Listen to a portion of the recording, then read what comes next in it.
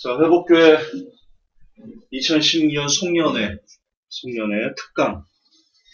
제목 같이 한번 읽어볼까요? 제목 참 중요합니다. 시작. 율법연구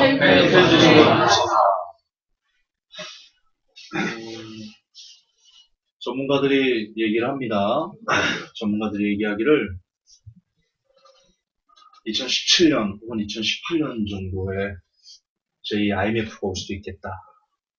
이렇게 예측들을 하고 있습니다. IMF가 올지 안 올지 저는 잘 모르겠습니다. 그런데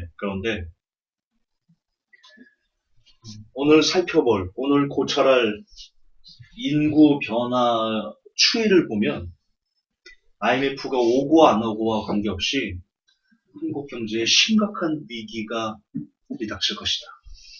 오늘 그것을 팩트로 여러분들에게 보여드리겠습니다. 송년회 마지막 특강을 원래 힘을 주고 여러분 2017년 으쌰으쌰 합시다 이렇게 해야 되는데 그건 거짓말. 2017년 절대로 여러분들이 웃을 수 없는, 절대로 행복할 수 없는 그런 상황들이 벌어질 것이기 때문입니다. 부디 오늘 강의를 통해서 조금은 더 진지하게 여러분의 삶을 관조할 수 있는, 그리고 준비할 수 있는, 대비할 수 있는 그런 시간이 되었으면 좋겠습니다. 이 사람 누군지 아십니까? 피터 드러커입니다. 20세기 최고의 미래학자, 미래를 내다보는. 이 사람이 그런 얘기를 했습니다. 피터 드러커가 인구 구조는 미래를 예측하는 가장 완벽한 지표다. 그래서 또 뭐라고 얘기냐면 미래를 예측하기 위해서 단 하나의 지표를 가져야 한다면 나는 단연코 인구 구조를 택하겠다. 이렇게 얘기를 했습니다. 그만큼 인구 구조의 변화는요. 미래에 그 사회가 어떻게 될 것인가를 바로 보여주는 예언서다. 그럴 수밖에 없습니다. 한 나라를 구성하는 세 가지 요건이 있죠. 정부, 국민, 그리고 기업이다 이렇게 얘기를 하는데 여러분 정부도 기업도 국민도 다 누굽니까? 사람입니다. 사람 낳고 국가가 난 거지 국가 나고 사람이 난 게 아닙니다. 그렇죠? 따라서 사람의 변화가 그 한 나라의 사람 인구들의 변화 추이가 곧 그 나라의 운명을 좌지우지하는 흥망성쇠를 좌우할 수 있는 키포인트다. 그렇게 볼 수 있습니다. 그런 차원에서 지금 한국에서 벌어지고 있는 저출산 그리고 고령화 현상은요. 한국 경제를 제가 제목에도 써놨지만 헬조선의 완성을 만들 수 있는 헬조선의 마침표를 찍을 수 있는 그런 가장 강력한 지표일 것이다. 이렇게 말씀드리고 싶습니다. 이게 볼까요? 연령대별 인구 추이거든요. 감이 안 오세요? 여기 보면 20대, 30대, 40대. 죄송합니다. 여러분들은 이 도표를 못 봅니다. 무선이라. 그러니까 이게 오프라인 온 사람들의 이게 특권이야. 이게 어쩔 수 없어요. 이게. 여기 보시면 20대, 30대, 40대 계속 줄고 있어요. 폭증하고 있습니다. 뭐죠? 60대 이상 인구가 폭증하고 있어요, 지금. 고령화 현상입니다. 근데 여러분, 60대는요, 상상 가능 인구가 아니에요. 이 사람들이 산업전선에 뛰어들어가지고 뭔가를 만드나요? 그러지 못해요. 힘이 없어요. 이 사람들이 결국 그 나라를 이끌어가는 주 인구들인데, 이 사람들은 줄고 있어요. 이분들은 뭐예요? 이 사람들이 부양해야만 하는 그런 세대예요. 근데 지금 우리나라 인구는 보시듯 부양해야 될 사람들은 늘어가고 있는데 부양받아야 될 사람들은 늘어가고 있는데 그것도 폭증하고 있는데 갭이 엄청나잖아요. 그죠? 이 정도 갭은 장난이 아니죠. 근데 이 부양할 사람들을 부양받아야 될 사람들을 부양해야 될 그런 세대는 계속해서 줄고 있다. 다음 도표 보실까요? 이게 생산 가능 인구 증감 추이입니다. 생산 가능 인구. 2016년부터 정점을 찍고요. 이제 내년부터 2017년부터 본격적으로 생산 가능 인구가 줄기 시작합니다.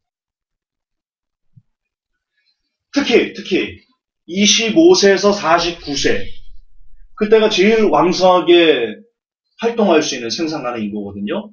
25세에서 49세 그 활동 인구는 2008년에 이미 감소를 시작했습니다. 가장 왕성하게 활동하는. 근데 그것도 모자라서 이제는 생산 가능 인구 전부 다가 2016년 올해로 끝나고요. 내년부터 줄기 시작합니다.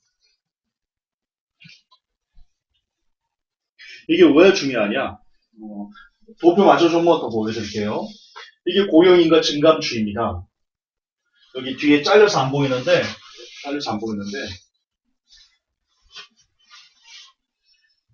도표 가만히 있어봐. 이게 왜 잘렸지? 넘어갑시다. 보여요? 예. 보시면 이때부터 그쵸? 2016년부터 여기까지 쭉 치고 있습니다. 이게 어떤 심각성을 나타내는지 제가 설명을 해드리겠습니다. 하나만 더 다음 거 보여주세요. 이게 OECD 국가들 65세 이상 노인 인구 비중 추계인데요. 통계청 자료를 근거로 선대인경제연구소에서 뽑아놓은 겁니다. 여기 보면 OECD 국가 중에 제일 빨간 거 제일 높은데 한국입니다. 일본 제쳤습니다. 고령화율이 세계에서 가장 빠른 나라. 저출산율이 세계에서 가장 위험한 나라, 우리나라. 하나만 더 보여드릴까요? 자, 이게 연령대별 경상소득 추이, 그러니까 수입. 자, 60대면요, 수입이 없어요. 보이시죠? 수입이 없어요. 자, 지금 2번부터 5번, 6번, 5-1까지 여러분 그래프를 보셨는데요. 이것을 제가 설명을 좀 해드리겠습니다. 자, 모든 인구는 줄고, 제 2번 그래프요. 모든 인구는 줄고 60대면 된다. 이게 무슨 뜻이냐? 2023년이면 생산 가능 인구가 40만 명이 감소합니다. 2023년입니다. 지금 2018년, 이제 16년 말이니까 한 5년 정도 남았어요. 그러면 생산 가능 인구가 40만 명이 줄어요. 이게 감이 잘 안 올 거예요. 생산 가능 인구 40만 명을 그 가구 수로 나누면요. 15만 가구가 줄어요. 즉 15만 개의 주택 수요자들이 줄는 거예요. 무슨 말이냐? 생산 가능 인구가 집을 사주는 인구라니까요. 지금은 60대가 이제 은퇴나 명퇴나 혹은 자영업을 하기 위해서 집을 내놔야 돼요. 그 내놓은 집을 누군가는 받아줘야 됩니다. 그 받아주는 세대가 생산 가능 인구예요. 근데 생산 가능 인구가 2023년에 40만 명이 감소합니다. 40만 명. 이 40만 명을 가구수로 따지면 2점 몇 명 해가지고 평균 가구수로 따지면 약 15만 가구가 없어지는 겁니다. 다시 말해서 15만 개의 주택을 구입할 수 있는 그런 인류가 그 수요층이 없어지는 거죠. 즉 15만 가구의 집은 그냥 계속 쏟아져 나오는 겁니다.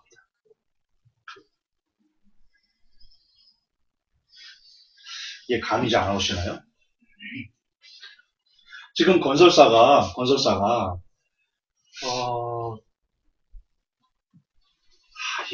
이게 어려운가?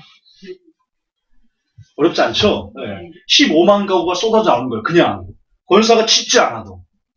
근데 아시겠지만 올해 여러분 그 분양 인구가 2년 동안 올해까지 2년 동안 지금 100만 가구가 공급됐다. 뉴스 보셨죠? 제가 엔드타임즈에도 소개해놨는데 그리고 2018년까지 100만 가구가 또 공급됩니다. 2018년까지. 여러분, 과거에는 그 패턴이 어땠냐면,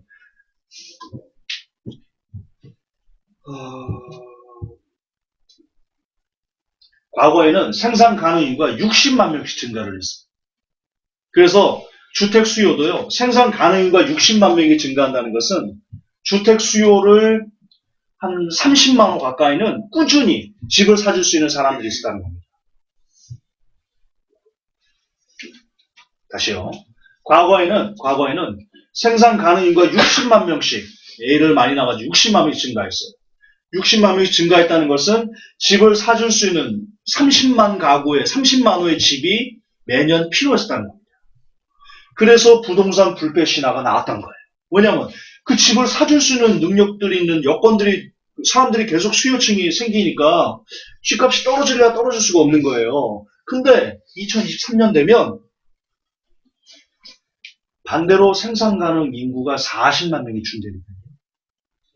집이 15만 가구가 그냥 쏟아져 나오는데 거기서 사줄 수 있는 사람들이 없어진다니까요. 그러면 과거 생산 가능 인구가 늘어나면서 집값이 떨어지지 않는 부동산 불패 신화가 있었어요.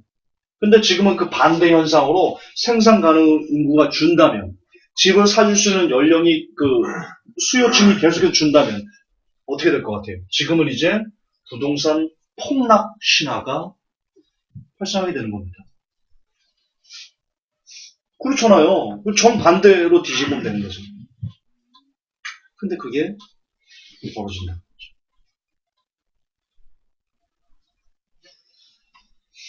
문제는 도표 그냥 두셔도 됩니다.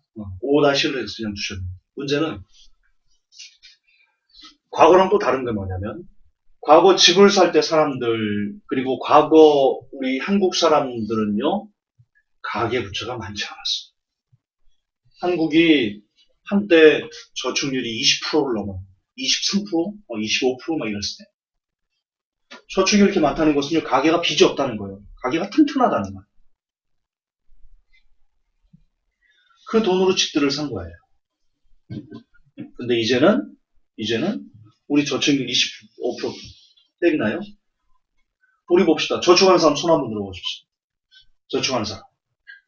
우리 다 가난하네. 어떻게 저도 저축 안 해요. 지금은요, 가계부채가 천상백조예요. 더 이상 빚을 받을 수가 없어서 심지어 30대가 빚을 내서 집을 사고 있어요. 여러분, 30대는 빚을 내서 집을 사면 안 돼요. 왜냐? 수입이 고정적이지가 않아요, 30대는. 그게 그래요. 40대나 돼야 부장 좀 달고, 그래야지 좀, 지금 뭐 40대도 위험하지만, 어쨌든 30대는 그다지 안정적이지 않은 수입이기 때문에, 빚을 내서 집 사면, 어떻게 될지 몰라요. 그런데, 아시겠지만 정부의 빚내 집 사라라는 최경환 씨. 그러니까 제가 이 박근혜 정부를 너무 싫어하는 거야. 지금 한국 국민들 대다수를 빚더미로, 거지로 만든 원흉이 최경환이거든요. 박근혜 정부예요. 경제 분야 기자로서 이 부분에 대해서 성토를 해야 될 거 아니에요. 제 일이니까. 어쨌든 이처럼 생산 가능 인구가 줄면서 아파트가 쏟아져 나가고, 건설사가 짓지 않아도 매물이 쏟아져 나오고, 그걸 소화하지 못하면 결국 그동안 빚내서 집을 산 사람들은요, 이제 죽는 거예요. 왜냐면 아파트 가격이 떨어지면요, 분명 아파트 시세 대비해가지고 이걸 뭐 LTV라고 하거든요. 집값이 아파트가 1억이면 그 1억에 내에서 대출을 받을 수 있는, 이걸 LTV라고 합니다. 그 집값 대비 대출을 LTV라고 해요. 총 소득 대비 대출 얼마까지 받을 수 있냐, 이것을 DTI라고 하고요. 근데 가격이 떨어지면요, 담보를 재설정해야 돼요. 예전에 내가 아파트가 1억 시세할 때 그때 대출을 한 7천원 받았다 이겁니다. 예를 들면. 그런데 아파트가 보니까 매물이 계속 쏟아져 나오고 그걸 사줄 사람이 없는 거야. 그러면 가격은 떨어질 수밖에 없거든요. 예전에는 1억 대비 내가 대출을 받았어요. 근데 보니까 아파트가 5천만 원 떨어진 거야. 그러면 내가 1억 대비 해가지고 한 7천을 받았잖아요. 5천에 대해서 다시 담보를 재설정해야 돼. 그럼 그 B는 갭을요, 일시불로 갚아야 돼. 일시불로 갚아야 돼. 이 미치는 거라니까요. 그러니까 지금 제2금융권, 3금융권으로 몰려가는 거예요, 서민들이. 일시불로 갚을 돈이 어딨어, 당장 내가 지금 2천만 원이 어딨어. 일반 서민들이 2천만 원이 어딨어. 근데 은행에서는 돈 안 빌려줘요. 1금융권은. 이자율 높은 대로 저축은행 이런 데로 쏠릴 수밖에 없는 거예요. 이게 문제랍니다. 지금 보시면 알겠지만 60대는요. 소득이 낮아요. 근데 60대 자산의 84%가 60대가 갖고 있는 자산이 있어요. 예를 들어 1억의 자산이 있다고, 평균 1억이 있다고 봐요. 그 평균 1억의 84%가 다 부동산이에요. 더 이해하기 쉽게 설명해 드릴게요. 60대 인구가 한국에 1000명이 있어요. 예를 들면. 근데 그 1000명의 평균 자산이 1억인데 그 1억의 84%가 어디에 몰빵되어 있냐? 부동산에 몰빵되어 있어요. 근데 지금 기술 발달이나 뭐 여러 가지 의학이 발달을 해가지고 100세 시대를 살고 있어요. 그렇죠? 60대 노인이 아니에요. 근데 명태는 해요. 아이들은 30살이 돼도 취직이 안 돼요. 대학 나와도 취직이 안 돼요. 취직은 그냥 대학 나오려고 다 뭘 했어요? 은행 달러비를 써다가 대학을 나왔어요. 취직해서 갚아야 되는데 취직이 안 돼요. 그래서 캥거루족이 나온 거예요. 30이 넘어도 부모님에게 얹혀 사는 캥거루족이 나온 거예요. 근데 자녀가 30이 되면 60들이 넘어요.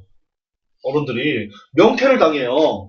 자녀한테 보호를 이제는 못 받고 오히려 그 자녀를 취직을 못한, 결혼을 못한 자녀를 먹여 살려야 돼요. 명태는 당했어요.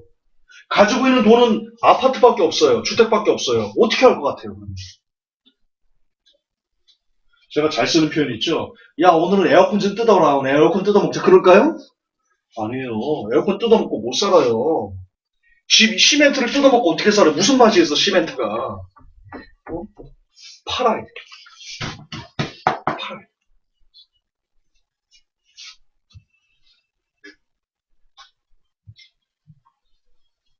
근데 아까 2번 그래프 보여주세요. 노인 인구가 이렇게 증가하고 있어요. 이 사람 중에 3분의 1만 아파트를 던져도요. 한 5만 원 이상씩은 그냥 쏟아지는 거예요. 그럼 아까 생산 가능 인구 줄은 15만 가구. 이 사람들이 던지는 3분의 1만 던져도 한 5만 원, 한 20만 원씩이 아파트 건설사가 짓지 않아도요. 매년 20만 원씩이 시장에 쏟아져 나오는 거예요. 매물이. 근데 생산 가능 인구가 없어. 인구가 없어. 사줄 사람이 없어, 아파트를. 내놔도 팔리질 않아요. 내놔도. 그럼 어떻게 되겠어요? 금매로 내놓는 거야, 금매로. 금매도 안 팔려. 그러면 그거보다 더 낮은 금매로 내놓는 거야. 연쇄 부도덕. 이게 고령화가 가져올 충격이에요. 그리고 이미 시작된 현실. 2016년을 기점으로 생산 가능인가 끝나. 내년부터 줄기 시작.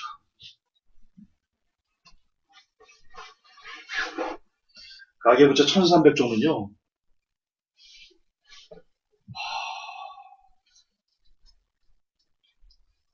죄송하지만 이미 터졌다고 보셔요. 그 시기가 언제인지는 모르겠지만 이미 불은 붙어서요. 거의 폭발할 어떤 그 지경까지 갑니다. 여기에 지금 무슨 도화선이 붙었어요? 금리 인상. 이거 금리 인상이죠. 물론 0.몇 프로 인상했기 때문에 지금 당장은 충격은 그렇게 없을 거예요. 그런데 그 정도 인상이는데 벌써 시중은 가상금리를 붙여서 대출금리가 오르고 있어요. 주택담보대출이 오르고 있어요. 이제 여러분 내년에 대출 받은 사람 대출금 갚으려고 보면요. 이자 보면요. 놀랄 거예요. 뭐야 이거? 나 10만 원씩 내는데 그동안. 우리 깜짝 놀랄 거예요. 근데 미국이 지금 내년에 그렇게 할지 안 할지는 모르겠어요. 근데 뭐 강경파 말로는 내년에 한 3차례까지 금리를 올리겠다 지금 이렇게 얘기를 하고 있거든요. 얘기했지만 미국이 한 3%까지 금리를 올리면요. 우리는 5%, 5.5% 이렇게 돼요. 기준금리. 1금융권 시장 금리가 그러면 9%, 10%대로 진입할 수 있어요. 그러면 저축은행 같은 데는요. 18% 이렇게 때릴 거예요. 미국이 3%를 올린다고 그렇게 된다는 거예요. 그렇게 언제까지 올릴지 안 올릴지, 그건 잘 모르겠어요. 시기는 좀 있겠지만, 그러나, 미국의 금리 인상, 그리고 한국의 기준금리 인상, 이런 것을 떠나서도, 그냥 인구 구조로만 봐도요, 그냥 내비둬도요, 한국의 부동산 끝나요. 가계부채는 폭발해요.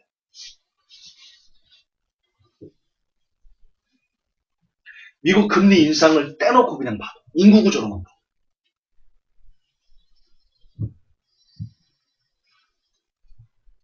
자, 그러면,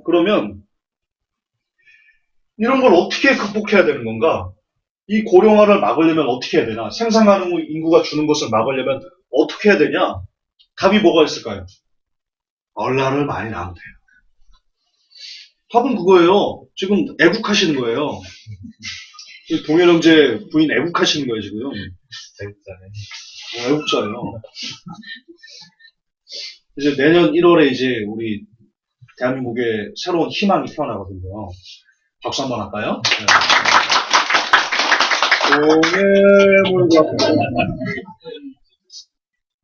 자, 그런데 6번 그래프 보여주세요. 그런데 눅눅하지 않아요. 애를 많이 낳으면 해결이 되는데 애를 안 낳아요. 이게 뭔 그래프냐면 30대 전반 여성 비중, 합계 출산율 추이입니다. 보시면 알겠지만 30대 여성들이 계속 줄고 있어요. 그리고 출산율도요 계속 줄고 있어요. 그래프 그냥 보면 답답하죠? 다음 거 하나만 더 보여주세요. 이게 결혼 정령이 남녀 일치입니다. 결혼을 해 애를 낳을 거 아니에요. 근데 결혼 정령기가요 계속 줄고 있어요. 예전에는 한 20대 초반에 했으면 지금은 30대 초반에, 30대 중반에 결혼하고 있는 거죠. 그리고 그것도 계속 줄고 있어요. 추세. 결혼하는 나이가 늘어나는 게 추세라는 거죠. 하나만 더 보여주세요. 다음 거. 끝인가요? 여러분 1960년대에는요. 0에서 4세 그 인구가 500만 명이었어요. 500만 명. 지금 2000년대 후반 200만 명이에요. 반토막 났어요.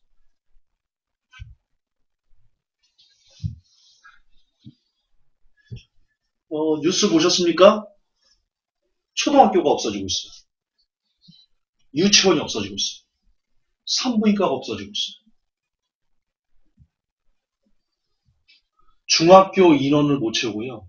아마 2018년 정도 되면, 이 추세로 가면, 2018년 정도 되면, 대학이 원서만 넣으면, 인구가 없어서, 대학 정원이 미달돼서, 원서만 넣으면 이제 입시 지옥 안 시달려도 돼요. 원서만 내면 원하는 데 갈 수 있어요.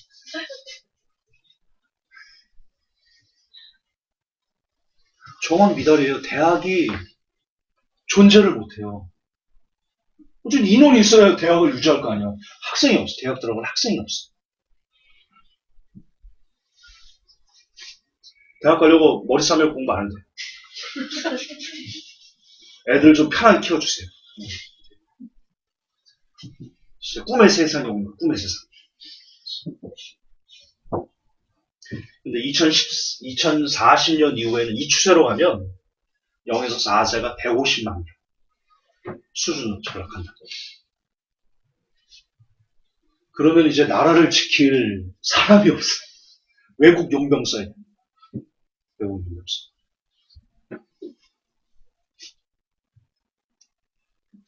이게 장난, 이게 곧 있으면 들이닥칠 일이니까. 아이를 안 낳아요, 아이를. 자, 아이를 왜 안 낳냐? 허니문 푸어 들어보셨습니까? 허니문 푸어? 결혼 한번 하려면요, 비용이, 이런 표현 써서 죄송합니다. 오지게 많아요. 오지게. 예식장 한번, 신혼여행, 이런, 해외로 가려면 1,000만 원씩. 기본 세팅이 1,000만 원. 아니, 돈이 어딨어, 지금 학자금 받기도 급한데. 그러니까 일단, 허니문 푸어라는 것이 나왔다는 것 자체가 있어서 안 되는, 있을 수가 없는. 결혼식 한번 하면 기둥뿌리가 뽑혀요. 이게 말이 됩니까? 결혼을 못해요. 이것뿐만 아닙니까? 결혼하면 아이들 양육비가요. 아이 한 명 대학까지 보내는데 2억 가까이입니다. 아이 한 명. 2명 나면 4억이에요. 3명 나면 6억이에요. 6억. 낳고 싶겠어요? 그러니까 내가 아까 얘기했잖아요. 강의 들으면 막 답답할 거든요. 2억 모아야 돼, 앞으로 2억. 더군다나 지금은 맞벌이 아니면 살 수가 없어요. 근데 우리나라는 문화가 육아휴직을 쓰면 그 다음날 육아휴직을 끝나고 회사에 가면 내 자리가 없어졌어. 말뿐인 육아휴직. 그러니까 내 직장을, 내 생계를 지키기 위해서도 아이를 낳을 수가 없어요. 결혼을 해도 아이를 낳을 수가 없어. 아이 낳고 오면 내 자리가 끝나는데?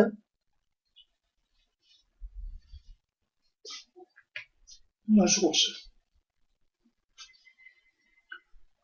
또한 주택을 구할 수 있는 돈이 없어요. 젊은이들이. 여러분, 아이를 낳으려면 최소한의 보금자리가 있어야 돼요. 그렇죠? 내 집이 있어야 돼요. 전셋집이라도 있어야 돼.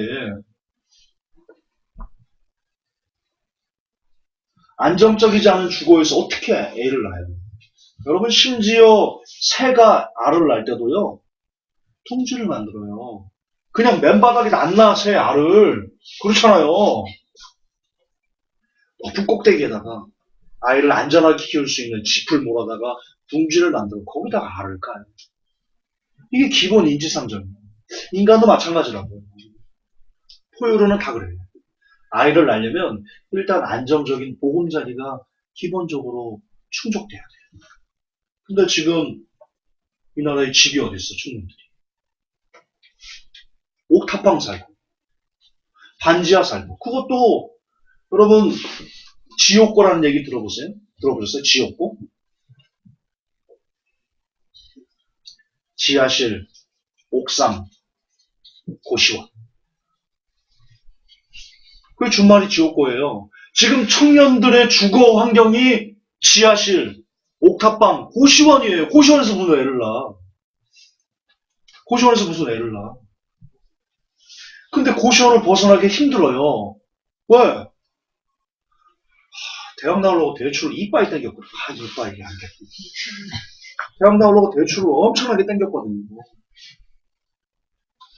직장 들어갔어요. 초봉이 얼마예요? 150, 많이 받으면 170이래요. 대학 나와서. 평균 초봉이 그래요. 4년제 나왔는데.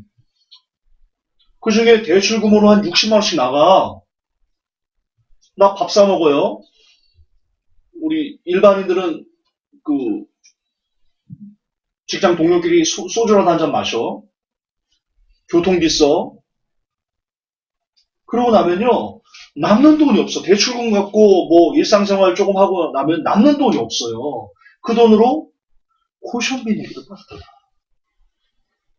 고시원비 내기도 빠르다. 옥탑방 월세 내기도 빠듯하다.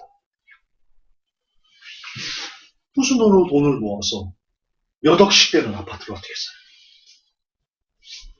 지금 젊은 애들이 아파트 산다. 다 부모님 등골 뺀 거야. 등골 브레이크. 근데 이제 도표 보셨지만 부모님들이 그것을 해줄 능력도 잊어냅니다. 그래서 빚이 1300조까지 간 거예요. 무슨 말이냐? 대한민국 경제가 그래도 이나마 유지되는 이유는 오직 하나예요. 오직 하나예요. 오직 하나예요. 국민들이 빚내 살았기 때문에. 국민들이 빚내지 않았으면 대한민국 경제는 이미 아작났다. 이미 아작났다. 그런데 빚은 정상이 아니에요.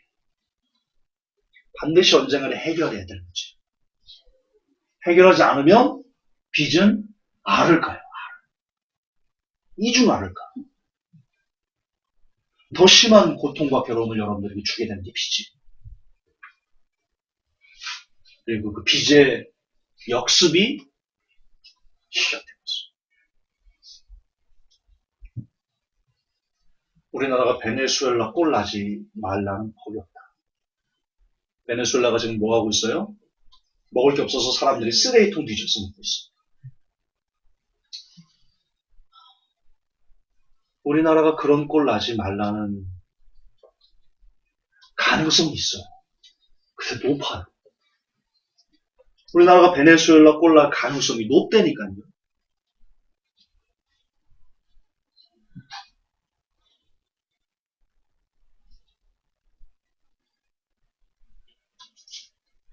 이런 문화인데, 그러면 이걸 어쨌든 그렇다면 정부가 좀 막아줘야 됩니다.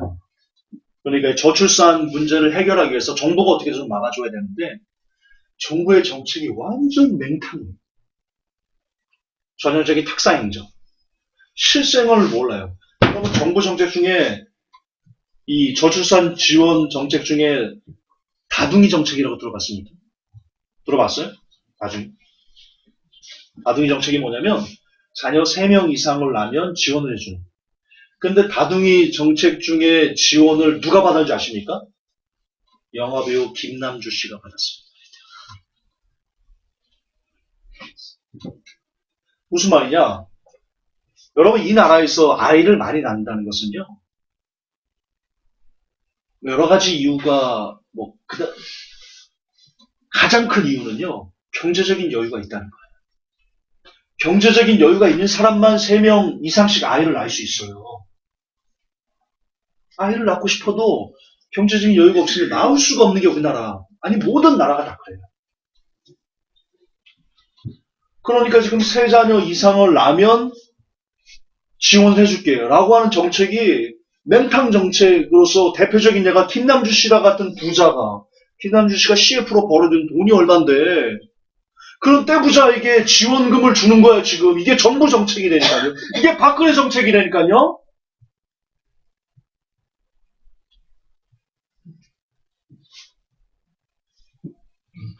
지금 누리과정 예산으로 작년에 큰 홍역을 알았어요.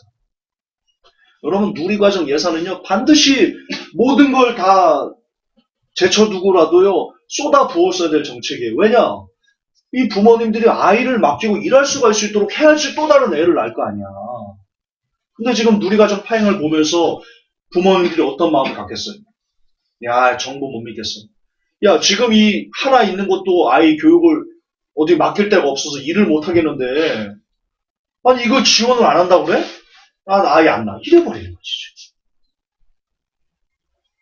죄송하지만 박근혜 정부가요 한국 경제를 쑥대밭을 만들고 있어요. 제가 박근혜 정부 퇴진을 외치는 이유 중에 하나예요. 경제부 기자로서 얘기하는 거예요. 그 사람은 퇴진해야 돼요. 한국 경제를 말살한 원흉 중에 하나이기 때문에 이대로 가면 큰일 나요. 보셨듯이 아까 제가 고령화 부분에서 봤듯이 고령화가 이대로 계속 유지되면 그리고 그것을 받쳐줄 새로운 인구가 충원되지 않으면 다시 말해서 저출산 문제를 해결하지 않으면 한국은 그야말로 헬조선의 완성이 돼요. 제 제목처럼. 늙어가는 한국 헬조선의 완성. 제목 잘 뽑은 거예요. 이거 제목 뽑는데 20분 걸렸어요 제가. 이렇게 할까? 저렇게 할까? 20분 걸린 거야 이거 제목.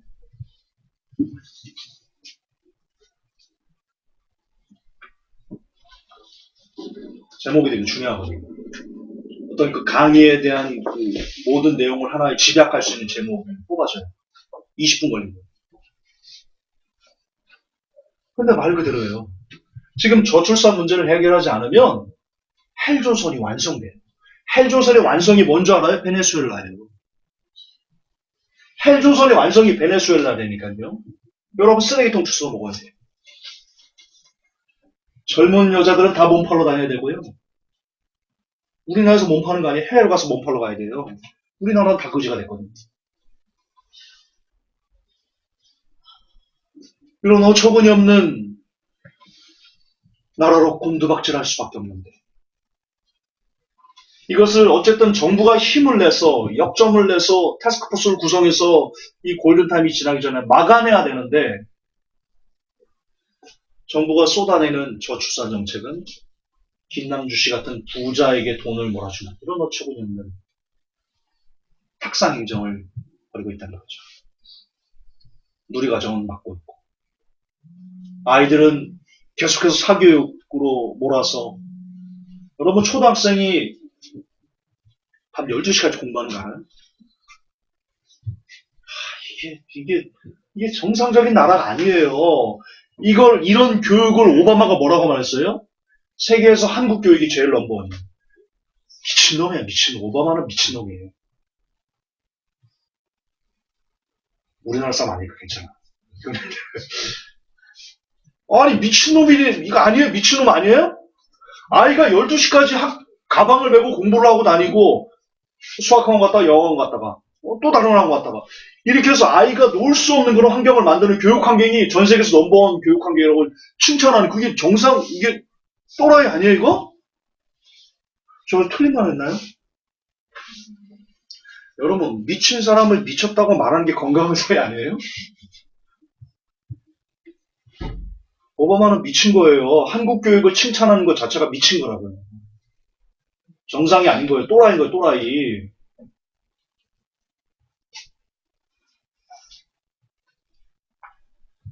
근데, 아시겠지만 여러분, 보이지 않는 세력. 이 세상을 하나로 뭉쳐서 모든 인류를 다 지배하려고 하는 보이지 않는 세력, 그들이 원하는 교육 시스템이 정확하게 한국인 거예요. 정확하게 한국인 거예요. 그러니까 극찬을 하는 거예요. 다시 말해서 미친 사람들이 원하는 정상적이지 않고 모든 사람을 노예로 만들고 싶은 그런 미친 사람들이 원하는 교육 환경이 바로 그 전 세계에서 넘버원이 바로 대한민국.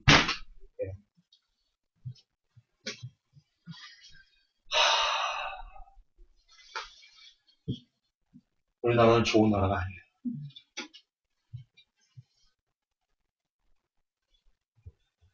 절대 좋은 나라가 아니에요. 오해는 하지 마세요. 저는 우리나라를 사랑해요. 그러나 이 나라를 이끌어가는 정부의 정책들을 사랑하는 건 아니에요. 나라는 사랑하지만 나라를 이끌어가는 사람들을 사랑하는 건 아니에요. 그들은 내가 사랑하는 이 나라를 망치는 존벌레 같은 존재죠. 물론 이것이 촛불로 회복될 가능성이 희박하다는 걸 알아요. 그럼에도 불구하고 촛불을 들어야 되는 이유는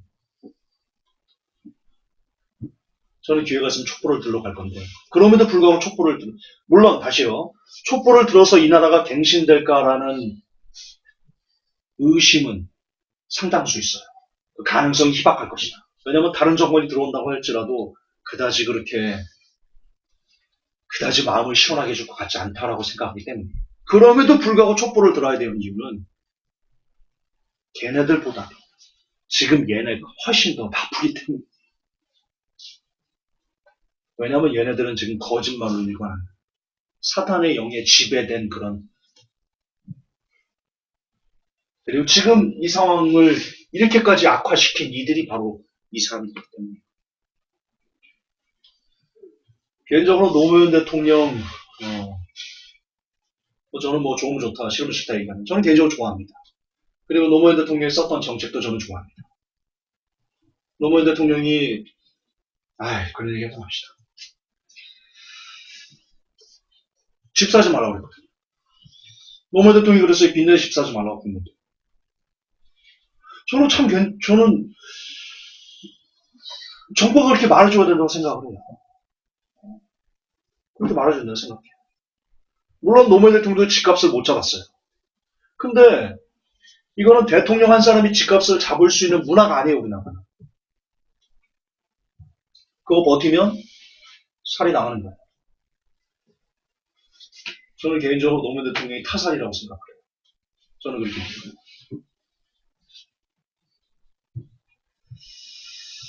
그런 얘기 하자는 게 아니고. 자, 이제 결론을 향해서 나아갑시다. 또 한 번 너무 얼굴을 찡그러뜨릴 수밖에 없는 그런 얘기를 해드리겠습니다. 자, 그러면 앞에서 여러분들은 고령화가 가져오는 충격을 받습니다. 그리고 저출산 정책이 맴돌고 있고 헛돌고 있고 이 고령화를 해결해 줄 수 있는 그런 가능성이 희박하다는 걸 봤습니다. 그렇다면 고령화, 전 세계에서 가장 빠른 고령화, 그리고 전 세계에서 가장 아이를 낳지 않는 이 두 개의 문화가 한국에서 결합된다면 무슨 일이 있을 것인가?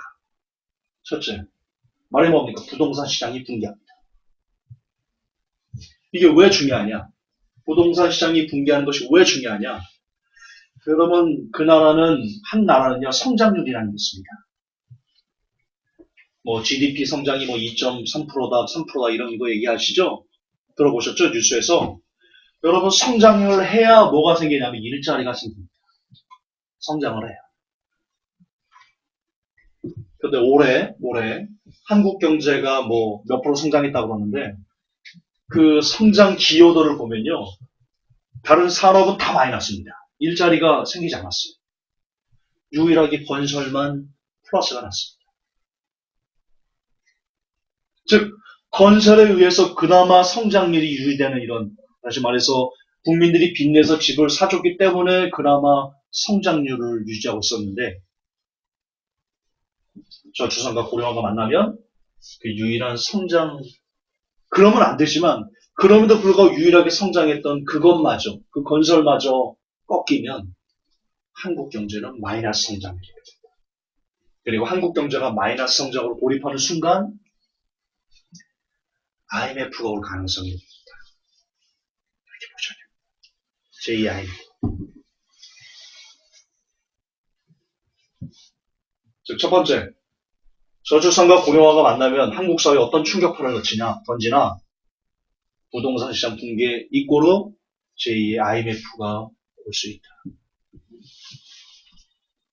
그리고 제2의 IMF가 오면 이제 이것을 극복하는 것은 어렵다. 왜냐? 여러분 처음에 IMF 때는요. 1998년, 97년 IMF 때는요. 아시겠지만 정부가 돈이 없어서 IMF를 맞은 게 아닙니다. 단기 급전을 못 막아서 IMF를 맞은 겁니다. 그때 일본이요. 우리랑 통화 수합이 바꾼다는 뜻입니다. 일본 돈을 잠깐 우리가 외환이 부족하니까 니네도 잠깐만 바꿔서 쓰자. 이걸 통화 수합이라고 합니다. 그때 우리가 외환이 잠깐 부족했어요. 우리가 이 외환을 갚을 수 있는 능력이 있다는 것은 충분히 검증을 돼 있었어요. 정부도 괜찮았고 가게도 괜찮았고 근데 단기 급전이 없었던 거예요. 그걸 못 막았던 거죠. 일본에게 우리가 돈을 좀 빌려달라고 했어요. 일본이요. 그때 괜찮았거든요. 그거 빌려줬으면요. 우리 IMF 안 맞았어요. 이 모양 요걸 안 됐어요. 일본이 그때 이런 표현 죄송합니다. 쌩갔어. 쌩까꾸 열도처럼 쌩갔어. 그래서 우리 IMF 맞았어요. 일본이 우리 IMF 맞게 하는 원흉이 빌려줄 수 있었거든요.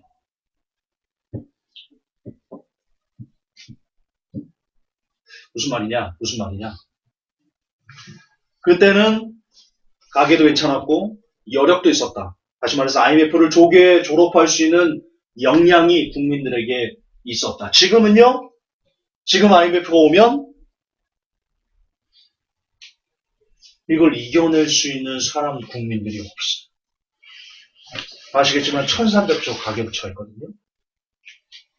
국민들은 지금 빚을 질 대로 다 졌거든요. 30대까지 빚을 지고 있거든요. 정부 빚 엄청나거든요, 지금. 기업들 아시죠? 2013년 기준으로 코스피 상장사 중에 3분의 1이 이미 좀비 기업이고요. 그리고 그 중에 60%는 벌어온 그 돈으로 이자만 근근히 내는, 이익은 없고요. 이자만 근근히 내는 그런 상황입니다. 그래서 최윤식 박사죠. 미래학자인데, 거기서 조사한 결과, 미국이 금리를 2% 정도 올리면, 아니지. 지금 이 상황에서 한국의 금리가 2% 정도만 오르면, 코스피 상장사의 98%가 좀비 기업을 장악합니다. 98%. 제 의견 아닙니다. 오해하지 마세요. 미래학자라는 최윤식 박사가 공개적으로 책에서 언급한 내용입니다. 2%라는데 좀비 기업 안 되는데? 김조사 따져보면 안 돼요. 저한테 따지면 안 돼요. 나는 인용해서 알려드렸을 뿐이에요. 나도 빠져나갈 것을 이제 빠져나가게. 그동안 너무 그냥 맨땅에 헤딩을 했어. 다시요, 다시. 1998년 IMF랑 이제 다시 맞게 될 IMF를 감히 비교하지 마시라. 게임이 안 된다. 이런 거죠. IMF를 감기라고 예를 들면, 감기가 왔을 때 예전에는 내가 건강한 상황이었어요. 나이도 젊었고 건강했고 운동도 하는 이런 사람인데 잠깐 감기가 와서 한 2, 3일 정도 알아눕다가 털어버린 거예요. 내가 건강하니까. 이게 97년 IMF 때 위기 극복이. 지금은요, 내가 암이 걸렸어요. 중병이 걸렸어요. 그런데 독감이 그 암을 가뜩이나 암 때문에 내가 죽겠는데 독감까지 와가지고 이걸 어떻게 이겨낼 수 없는 상황. 지금이 바로 이제 닥치게 될 제2의 IMF를 맞게 되면 경험하게 될 현실.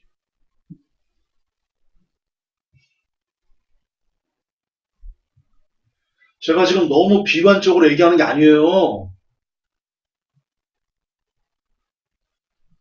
그냥 팩트예요.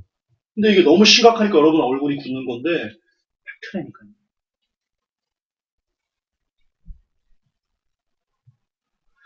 두 번째. 첫 번째가 그러니까 그거예요. 저출산과 고령화가 만나면 첫 번째가 부동산이 붕괴하면서 IMF가 올 수 있다. 이게 첫 번째고요. 두 번째는 자영업의 몰락입니다. 여러분 인구 절벽이 오면요. 1년 후에 소비 절벽이 옵니다. 소비를 안 해요. 인구가 여러분 60대가 야 삼성 스마트폰 6 나왔대. 야 그거 사러 갈까? 60대가 그러나요? 지팡이 짚고 어디 있냐? 삼성 이러나요? 여러분 60대는요. 그냥 스마트폰 고장날 때까지 써요. 소비 성향이 낮아요. 이걸 소비 성향입니다. 소비 성향이 낮아요. 다른 걸 안 써요. 돈을 안 써요. 누가 돈 쓰냐? 20, 30대가 쓰는 거예요. 30, 40대. 그래서 저출산 그리고 고령화가 오면 인구 절벽이 오면 소비 절벽이 옵니다. 소비 절벽이 오면 누가 제일 큰 타격을 받아요? 자영업자가 받아요. 자영업자. 가뜩이 여러분 자영업은요. OECD에서 우리나라가 2배입니다. 임금 근로자들. 소득 뭐죠? 소득 신고하는 그 사람이 지금 한국에 한 2천만 정도 되거든요. 그 중에 3분의 1 자영업자. 엄청난 거예요. 그리고 자영업자들 대부분이 다 생계형 자영업자. 생계형. 자영업으로 돈을 벌려고 하는 게 아니고요. 할 게 없어서 자영업을 하는 사람들. 그리고 다 저부가가치. 미용실, 닭집, 피숍, 세탁소, 이런 저부가가치 사업. 정말 하루 벌어 하루 먹는 그런 사람들이 지금 이제 자영업을 하는데 소비 절벽이 오면요. 닭을 안 먹어요. 부자 부부만 빼고 닭을 안 먹는 거야, 이게. 닭증 강한 거예요. 장학이 망해요. 그러니까 저출산과 고령화가 닥치면 두 번째 일어나게 될 충격은 말이 뭡니까? 뻔합니다. 장학이 붕괴합니다. 장학이 붕괴하면 가계부채가 폭발합니다. 가계부채가 폭발하면 부동산이 붕괴합니다. 부동산이 붕괴하면 IMF가 옵니다. 이래저래 저출산 고령화는 IMF를 갑니다. IMF가 오면 베네수엘라가 됩니다. 베네수엘라가 되면 우리는 먹을 게 없어 쓰레기통에서 먹을 걸 주워 먹어야 돼요. 물론 IMF가 와도 잘 사는 사람은 잘 삽니다. 근데 그런 사람이 1%라는 거죠. 1%라는 거죠. 삼성 이런 애는 먹고 살겠죠. 오히려 더 부자가 되겠죠. 왜냐면 금매로 아파트 막 쏟아질 거 아니에요. 그거 막 주고 남는 거예요. 돈 많은 사람들. 부자는 더 부자가 되고 가난한 사람은 더 가난한 사람이 되는 그런 양극화의 핵심이 IMF가 오면 벌어질 거예요. 저나 여러분 같은 일반 서민들은 거지가 되는 거예요. 거지가 되는 거예요.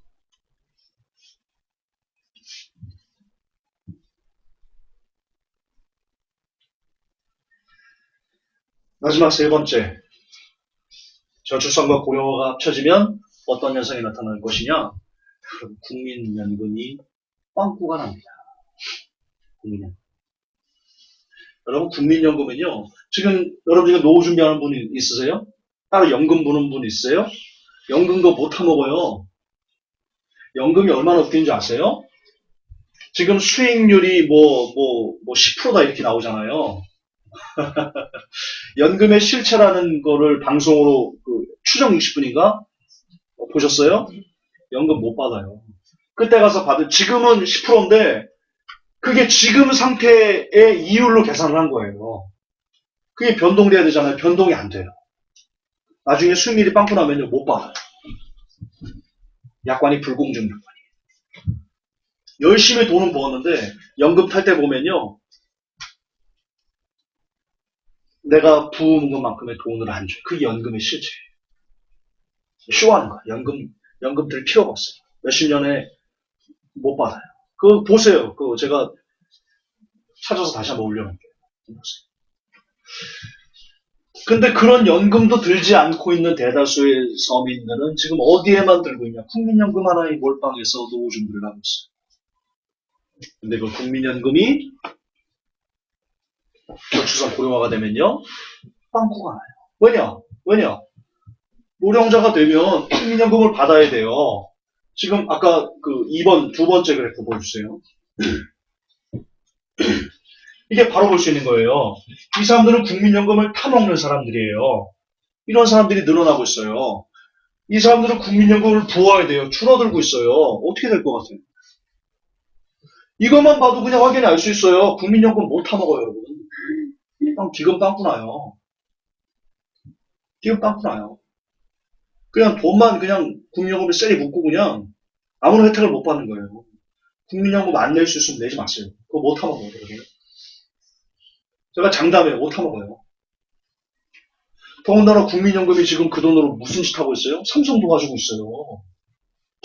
국민연금으로 대기업들 주식 다 사줬어요. 여러분 돈으로 대기업들을 지금 먹여 살리고 있다고요, 이게 진짜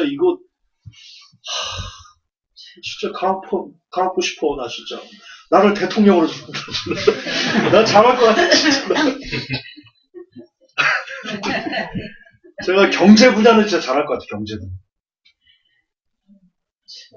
제가 대통령이 되면요. 오늘 나 출마 선언하는 거야? 제가 대통령이 되면요. 장기 쫙 돌릴 거고, 장기 전세 쫙 돌려서, 서민들이 보금자리를 딱 잘 해가지고 아이들 막 숨풍숨풍 잘 낳게. 사교육 이런 거 다 없애고 학원 다 못 낳게.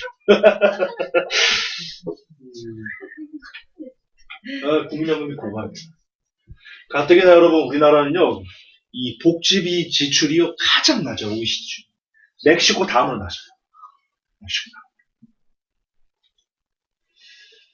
이런 나라가 저출산 고령화로 위기를 맞으면 국가가 여러분을 절대로 보호해주지 못합니다. 아니, 국가는 여러분들을 보호해줄 생각이 없다. 그렇게 보시면 생각이 없어요. 지금 최경환이가 쏟아내는 정책을 보면요. 오히려 어떻게 하면 국민 피를 쪽쪽 빨아가지고 건설사들 좀 먹여 살릴까. 이 생각밖에 없어요. 왜냐? 건설사에게 돈 받거든. 뒷돈 받거든. 리베이트 받거든. 이건 뭐 알려준 공공한 비밀이니까. 서민은 죽든 말든 그냥, 야, 빚내서 집 사. 괜찮아. 좋아질 거야. 언론 이용해서. 건설사만 노다지하고 건설사한테 돈 막, 몇백억씩 받으면 되는 거지. 몇십억씩 받고. 지는 혼자 배뚱뚱거리며 살겠지. 근데 최경환 때문에 이제 거지될 사람들을 보면 곱게 못 죽을 거라. 최경환이 곱게 못 죽을 거라. 자, 이걸 어떻게 극복할 것인가? 극복할 수 있는 방법은 있습니다. 첫째, 양극화를 해결해야 됩니다. 무조건 해결해야 됩니다. 양극화 해결 없이는요, 지금 여러분 보여주는 문제들을요, 절대로 해결할 수 없습니다. 잘 사는 사람과 못 사는 사람을 섞어서 중산층이 많아지게 해야지만 지금 이런 당면한 문제들 모두 다 해결할 수 있습니다. 두 번째, 주거 안정을 해야 됩니다. 아까 제가 대통령이 되면 뭐 한다고 했어요? 장기 전세, 장기 임대. 이렇게 저렴하게 좀 사람들이 보금자리에 좀 편안하게 그거라도. 그래야 지금 뭔가 생산적인 일을 할 거 아니에요. 안정적인 일자리를 제공해야 됩니다. 지금처럼 비정규직 이런 거 아니고요. 이게 참 하나하나가 다 너무 어려운 거죠. 제가 대통령이 되면 해내겠습니다. 그리고 과도한 사교육비 지출하는 거 막아야 돼요. 결국 제가 지금 했던 얘기들은 다 누가 해야 되는 거예요? 정부가 해야 되는 거예요. 그래서 정부가 중요한 거예요. 우리가 하고 싶어도 할 수 있는 게 없어요. 이거를 법적으로 뭐 바꾸고 국회에서 뭘 논의를 하고 이걸 정책으로 뒷받침하고 예를 들어 뭐 사교육 시장에 대해서 뭐 철퇴를 내린다든가 뭐 이런 내용들을 정부가 해야 되는데 지금 정부가 무슨 짓을 하고 있어요? 마약 맞고 있어, 마약 맞고 있어. 아, 나 진짜. 청와대로 마약이 3,000개가 들어갔어, 청와대로. 어디 썼다는 거야, 그거를.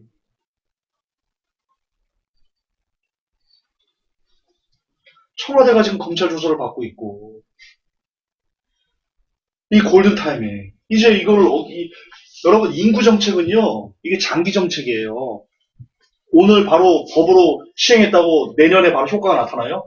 적어도 20년 이상 있어야지 효과가 나타나는 거예요.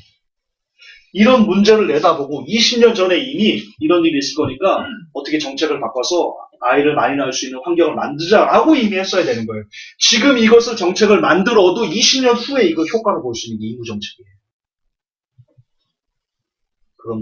그런데 지금 우리가 이것을 이 위기를 극복하기 위해서 지금 머리를 맞대고 있어요? 아니에요. 국민들은 매주 촛불 들고 물러나라 이러고 있고요. 박 대통령은 숨어서 틀어봐. 촛불 틀어봐. 이러고 있어요, 지금. 정부와 국민이 싸우고 있어요, 지금. 지금 이 위기를 막기 위해서 머리를 싸매도 부족할 판에 이런 골든타임을 국민과 정부가 서로 멱살잡이 하는데. 물론 그 원흉은 박근혜 대통령에게 있어요. 전적으로 박근혜 대통령에게 있어요. 본인이 정말 나라를 사랑한다면 나라가 이런 위급한 순간에 자기 때문에 국민들이 촛불을 들지 않게끔 깨끗하게 물러나는 거죠. 감옥에 갈 일 있으면 그냥 감옥에 가서 나라를 살리겠다라는 마음으로 결자해지 않은 마음으로 본인이 그렇게 결단을 내서 국민들이 어서 생계로 돌아갈 수 있도록 어서 자영업자들이 열심히 일할 수 있도록 어서 국민들이 일터로 갈 수 있도록 이것이 정말 나라를 사랑하는 대통령이 나온 모습이지 않을까요? 근데 아시겠지만 지난주에 박 대통령은 자신의 탄핵에 대해서 나는 아무런 잘못이 없다라고 답변서를 제출했습니다. 해보자는 겁니다. 국민과 한번 해보자는 겁니다. 네가 죽나 내가 죽나 해보자는 겁니다.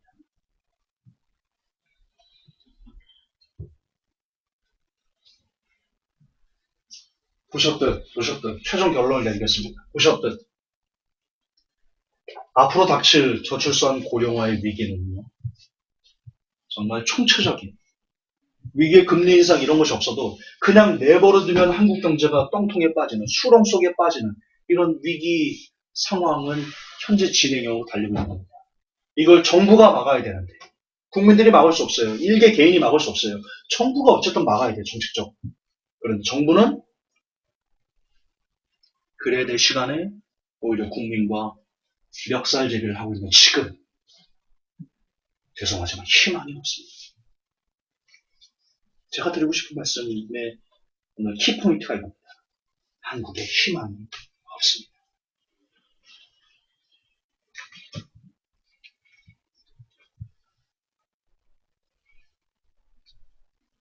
이건 팩트입니다. 희망이 없습니다.